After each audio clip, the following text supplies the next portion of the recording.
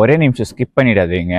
ஒவ்வொரு வருஷமும் நம்ம தமிழ்நாட்டிலேருந்து பார்த்தீங்கன்னா 2000 விவசாய ஃபேமிலிகள் வந்து விவசாயத்தை விட்டு வெளியேறாங்க. ஏன்னா அவங்களால வந்து விவசாயம் பண்ண முடியல.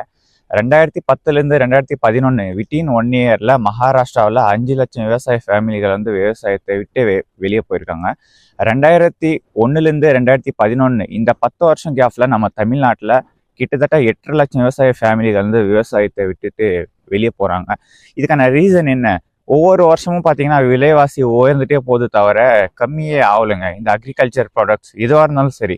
ஸோ அதுக்கப்புறம் பார்த்தீங்கன்னா நம்ம வைக்கிற கிராப்ஸ்க்கு சரியாக வந்து விலை கிடைக்கிறது இல்லை. ஸோ இந்த அக்ரிகல்ச்சரை மட்டுமே டிபெண்ட் பண்ணி சீரியஸாக ஒரு லைஃப்பை வந்து லீடு பண்ணோம் அப்படின்னு ரொம்ப கஷ்டமாக இருக்குது இந்த ஒரு காலகட்டத்தில். ஸோ அதுக்கப்புறம் பார்த்தீங்கன்னா விவசாய லேண்டெல்லாம் ஆக்கிரமிச்சு ஃபேக்ட்ரிஸ் கட்டுறது, இந்த மாதிரி நிறைய ரிஸ்க் ஃபேக்டர்ஸ் எல்லாம் இருக்குங்க. இந்த ஒரு ரீசனால் இவ்வளோ ஒரு ஃபார்மர்ஸ் வந்து விவசாயத்தை விட்டுட்டு வெளியே போகிறாங்கனால உங்களால் நம்ப முடியுமா? இந்த வீடியோஸ் நிறைய பேருக்கு ஷேர் பண்ணுங்கள்.